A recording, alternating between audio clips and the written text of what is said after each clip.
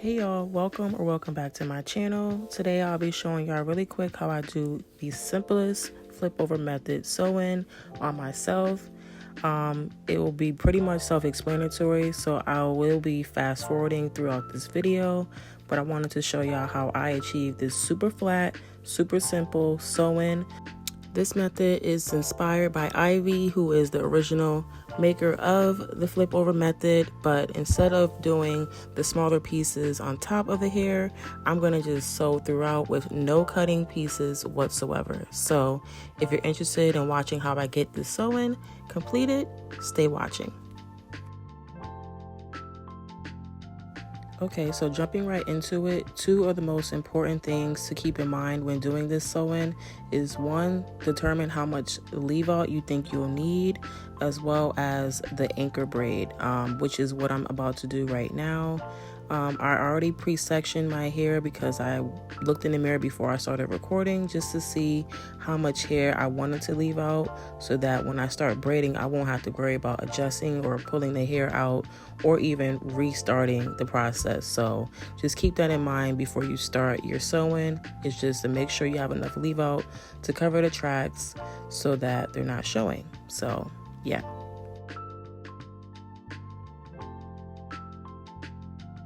I do want to mention that yes, my anchor braid is a bit chunky, but that's because it's a kinky texture.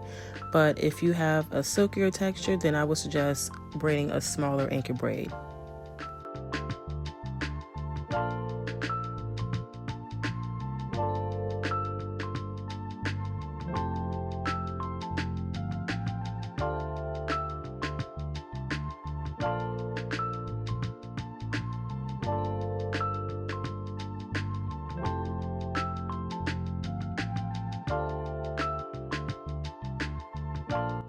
And here, as you can see, I'm just showing y'all how I did my rest of my braid pattern. Doesn't have to be anything fancy. I'm literally just finger combing and parting with my fingers and braiding my hair straight back. It was times where I did use a comb just to make sure that they weren't too crowded, but the braid pattern does not have to be super neat, doesn't have to be super organized. Just make sure that your braids aren't super chunky. I didn't think to mention this before, but also I think it's best if you blow dry your hair before doing this method because that will just help your foundation lay flatter.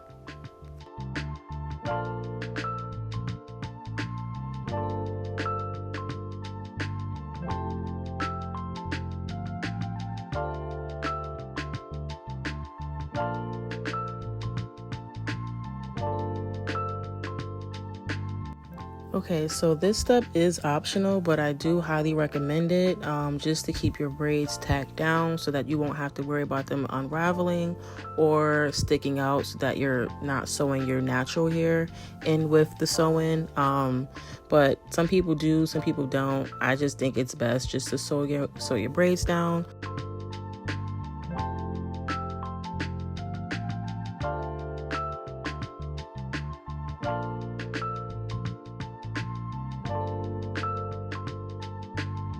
So here I was just telling y'all how once again I bought cheap hair, so I didn't get much and it's not as thick as I anticipated, but nonetheless it still gets the job done. It still looked good at the end, so that's all I really care about.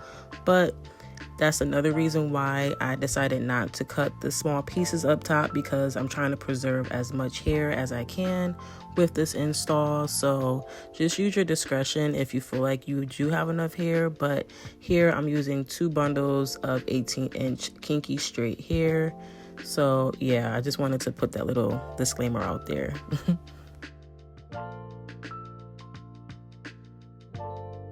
Okay, so at this point, I'll be adding the track to my anchor braid. So I'm literally just sewing the tracks in a circular motion around my head.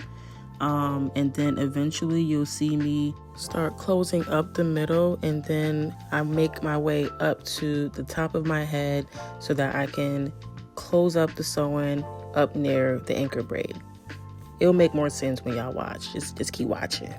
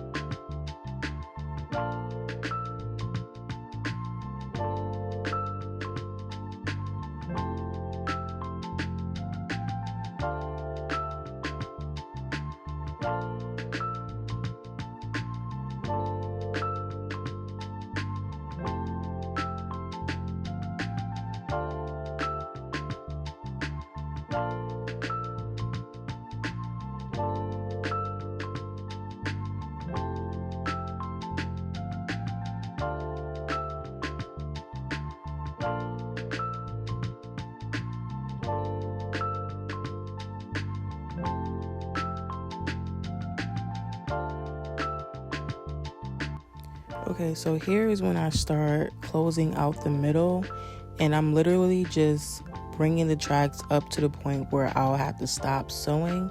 And I put a little bobby pin there just to help me keep the track upright without me having to hold the track and sew the hair at the same time.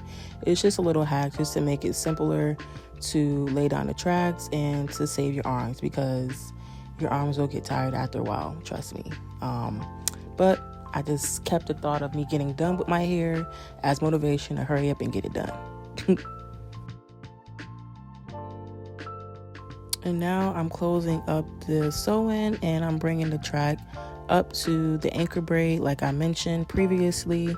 So I'm just closing it up, making sure that the end of the track is secured as I go along, and I'm pretty much just closing it out like that. And yeah, this will be the last track.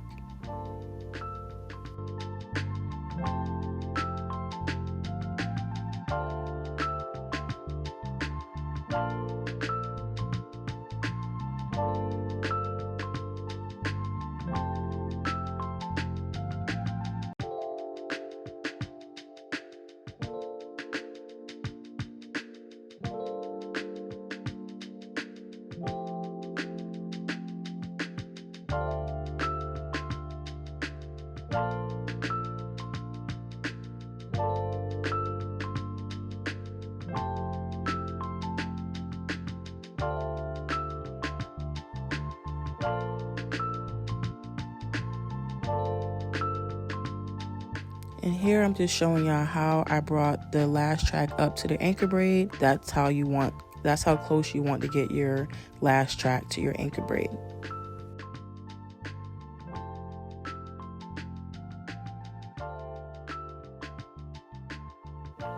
So at this point, I was trying to decide if I wanted to throw a rinse on my hair just to make my ends blend in with the sewing better. I did eventually end up doing that, and you'll see that in the thumbnail. But yeah, after a while, it was starting to like be noticeable to me. But I mean, it didn't look bad, but you can definitely see the different color. And I just wanted it to be more seamless to make it look even more natural, because honestly, like, nobody can tell me this is not my hair. This looked like it grew right out my scalp, and I'm happy with how it came out. And this is me showing the sewing styled. I just threw some wand curls in it and did my edges. I don't like hyped up edges, so you'll never catch me doing no hyped up baby ears. But I just wanted to show y'all how I styled this hair. I will be posting this video on how I achieved this look, so stay tuned for that. And yeah, y'all, that pretty much concludes this video.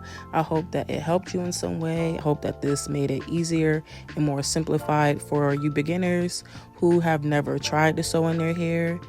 And yeah, until next time, stay tuned for more videos, and thanks for watching. Bye.